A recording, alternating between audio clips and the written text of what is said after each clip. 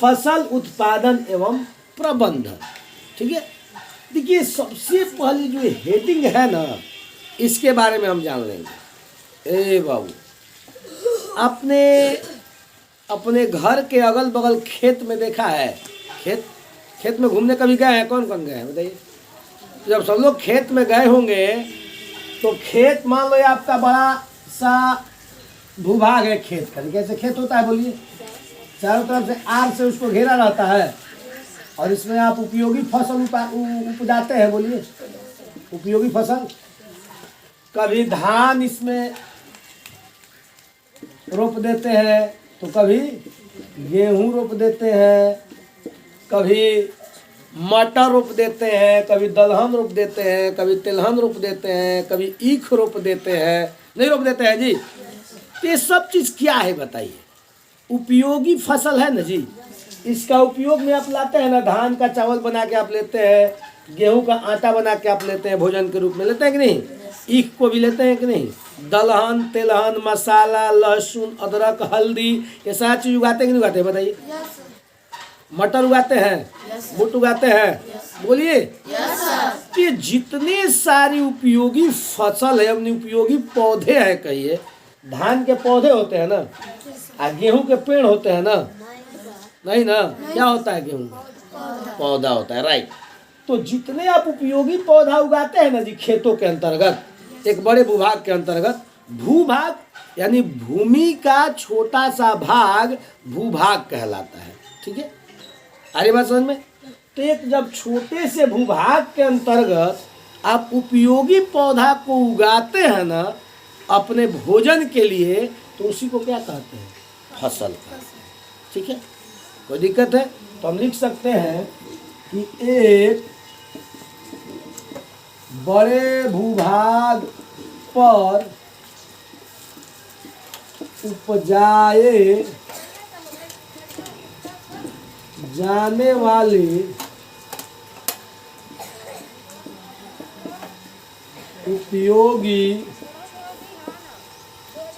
पौधों को फसल कहते हैं। कोई दिक्कत? फिर से एक बार देख लो। बड़े भूभाग पर, मान लो इतना बड़ा खेत है, बोलिए, तो इतना बड़ा खेत है तो भूमि का एक भाग ही ना है जी, पूरा भूमि तो है नहीं। तो एक बड़े भूभाग पर उपजाए जाने वाली उपयोगी पौधों को क्या कहते हैं? फसल। जैसे धान हो गया, गेहूं हो गया, चना, मटर, ये सब होता है ना, दलहन, तिलहन, ये सारा चीज, ईख। कोई दिक्कत? नोट हो गया? चलिए, हमने आपको, देखिए एक बार रिपीट करेंगे। हमने आपको बताया कि एक बड़े भूभाग पर उगाए जाने वाले उपयोगी पौधों को क्या कहते हैं? फसल कहते हैं। आप धान के फसल देखे हैं ना जी? बोलिए। गेहूं के फसल देखे हैं? आलू का फसल देखे हैं? दलहन, तिलहन का फसल देखे हैं ना? ये सब क्या है? फसल है। अब देखिए आगे बात आती है कि फसल के प्रकार, यानी फसल कितने प्रकार के होते हैं। देखिए 8th क्लास में विस्तारित रूप नहीं जानना है, ठीक है, लेकिन इसके बारे में थोड़ा बहुत जानेंगे ताकि आपको आगे कठिनाई ना हो, क्योंकि 10th क्लास में इसको हमको क्या पढ़ना है? विधिवत पढ़ना है। ये देखिए, ये जो आप पाठ देख रहे हैं ना, ये जितना साइंस के दृष्टिकोण से उपयोगी है उतना ही भूगोल के दृष्टिकोण से भी क्या है? उपयोगी है। ठीक है, भूगोल में भी ये सारा चीज़ पढ़ना होता है, राइट है। आइए अब देखिए फसल के प्रकार पढ़ते हैं। फसल के प्रकार, ठीक है। देखिए हम फसल को 3 वर्गों में बांट सकते हैं, ठीक है ना। पहला होता है खरीफ फसल, ठीक है। दूसरा होता है रबी फसल और तीसरा होता है जायद या गर्मा फसल।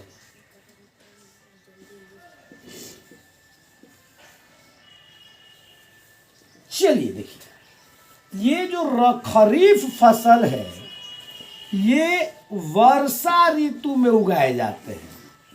किस ऋतु में? वर्षा ऋतु में। हम इसका परिभाषा बना सकते हैं कि जो फसल जो फसल वर्षा ऋतु में उगाए जाते हैं उसे खरीफ फसल कहते हैं। कोई दिक्कत? फिर से एक बार, जो फसल वर्षा ऋतु में उगाए जाते हैं, लिख सकते हैं वर्षा ऋतु में उगाए जाते हैं उसे खरीफ फसल कहते हैं।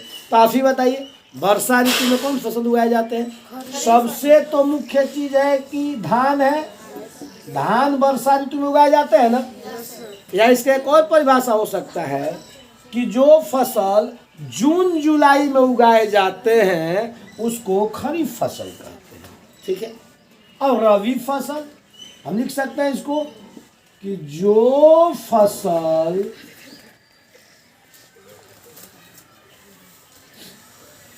जाड़े ऋतु में, कैसे?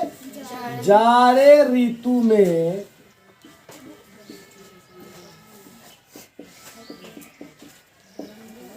उगाए जाते हैं उसे रबी फसल कहते हैं। अब जाड़ा कम पड़ता है बताइए, नवंबर दिसंबर में। तो आप कह सकते हैं कि जो फसल नवंबर दिसंबर में उगाए जाते हैं उसको क्या कहते हैं? रबी फसल कहते हैं। जैसे बोल दीजिए आप ही लोग, गेहूं, गुड, मटर, चना है, सही है। अब देखिए जायद या गर्मा फसल, तो इसको बोलते हैं कि जो फसल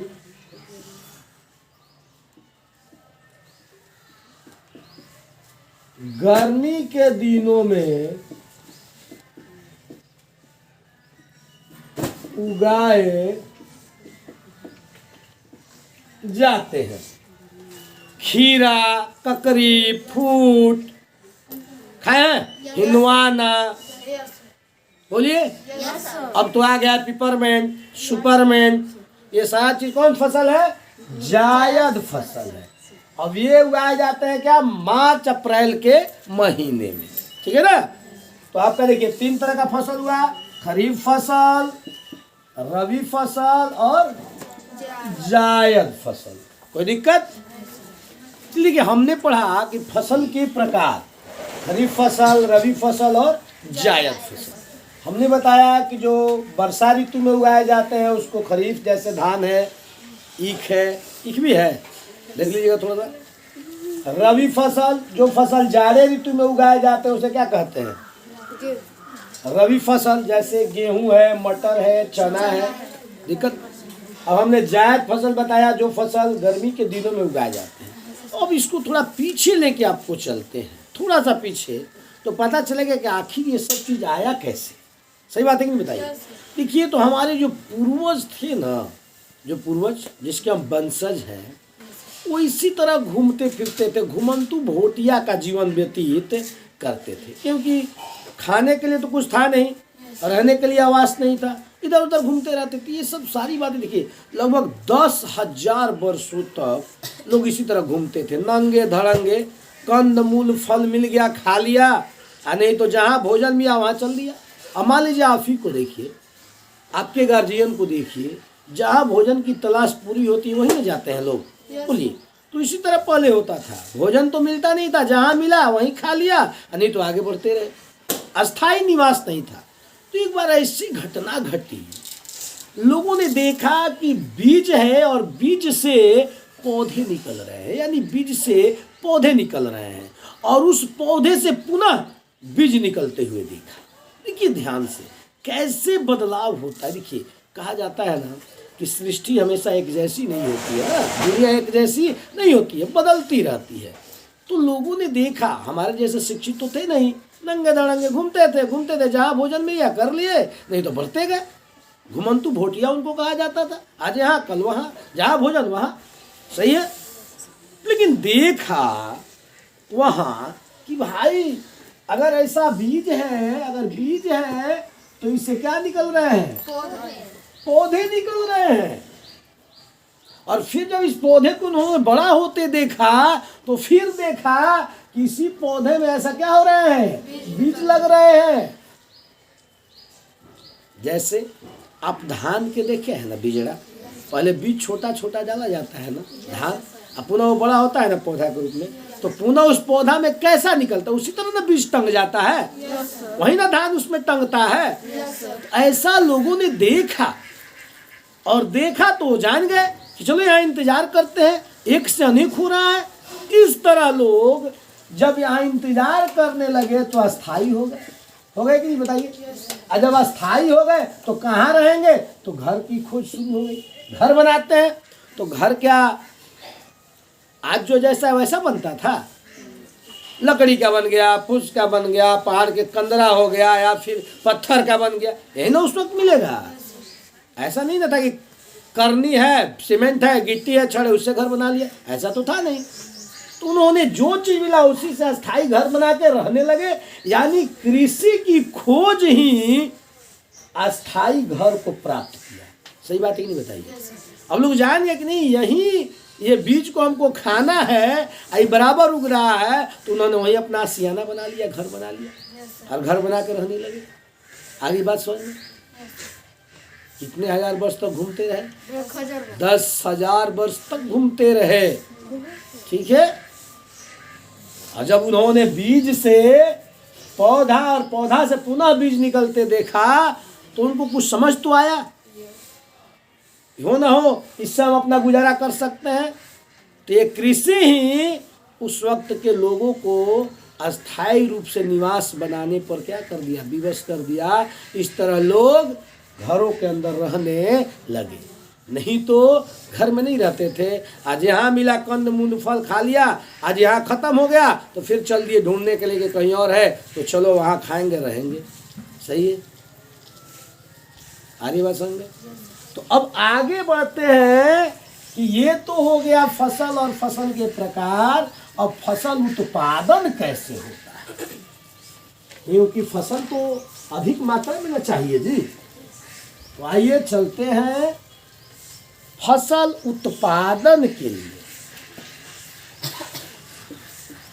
फसल उत्पादन के लिए क्रिया, क्रिया मतलब काम।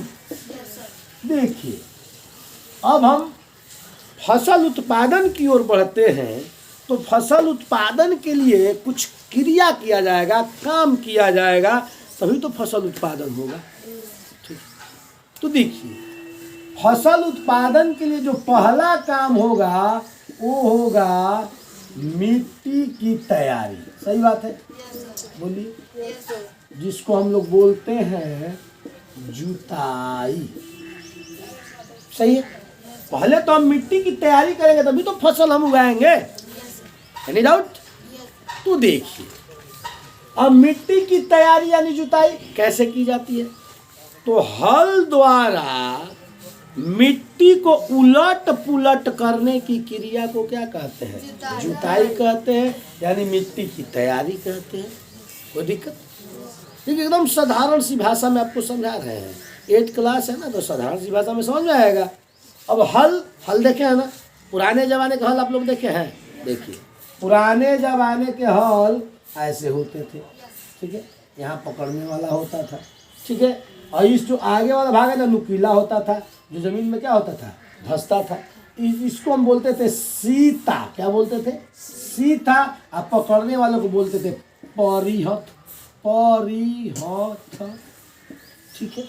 ऐसे हल होते थे, लोग इसको पकड़ लेते थे, ऐसे जमीन में लगा देते थे, और ये मिट्टी को क्या करता था, उलट देता था। सही है। आज तो आप देख रहे हैं ना, आधुनिक युग में ट्रैक्टर है, 9 गो हल है उसमें, और मिट्टी को क्या कर रहा है, उलट पुलट कर रहा है। कोई दिक्कत? तो मिट्टी की तैयारी यानी जुताई, मिट्टी के उलट पुलट करने की क्रिया को क्या कहते हैं, मिट्टी की जुताई कहते हैं। और इसका सीता क्यों नाम है, इसका भी एक कहानी है। तो कहानी तो हम नहीं कहेंगे, अभी पढ़ा रहे हैं, ठीक है ना। अब मिट्टी आपने तैयार कर लिया, तो जब मिट्टी तैयार कर लिया तो आगे आप लोग बताइए क्या करते हैं, बोलिए। अरे अपने से बोल लोगे। बीजों का चयन, और दूसरा हो गया बीज का चयन।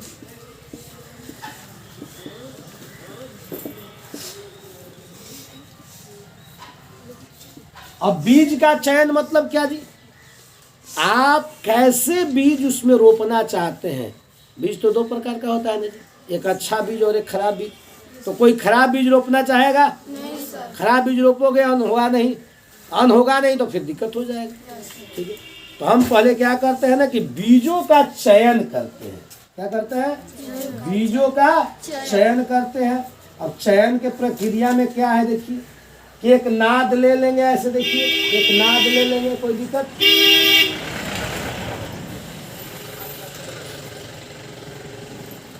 एक नाद ले लेंगे और इस नाद में बीजों को क्या करेंगे, डाल लेंगे। इसमें पानी रहेगा, नाद में पानी रहेगा, बीजों को इसमें डाल देंगे।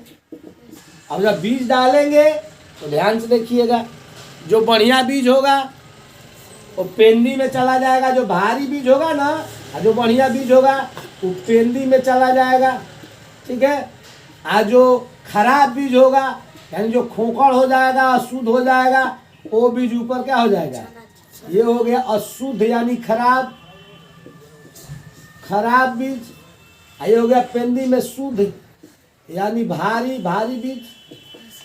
ठीक है, तो हम क्या करेंगे कि ऊपर वाले अशुद्ध बीज को छान करके और फेंक देंगे, हटा देंगे, और ये बच गया हमारा शुद्ध बीज। और इसी को क्या करेंगे, हम खेतों के अंदर डालेंगे।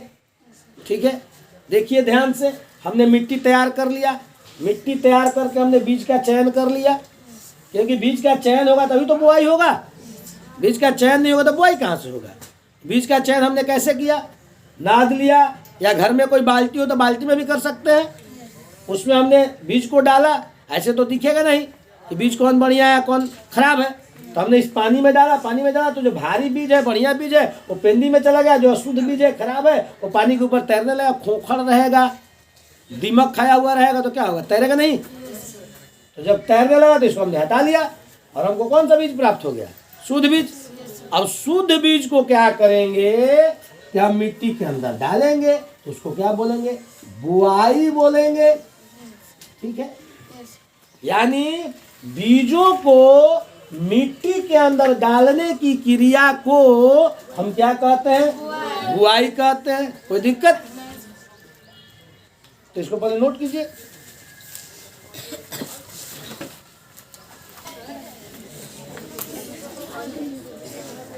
चलिए, हमने पढ़ा कि मिट्टी तैयार करना, मिट्टी तैयार करके क्या करना, बीज का चयन करना, और बीज चयन के बाद बुआई करना है। ठीक है ना। बुआई क्या है जी, बीजों को मिट्टी के अंदर डालने की क्रिया को क्या कहते हैं, बुआई कहते हैं। ठीक है ना। तो आज की क्लास में इतना ही रहने देते हैं, मिलता है नेक्स्ट क्लास में। धन्यवाद।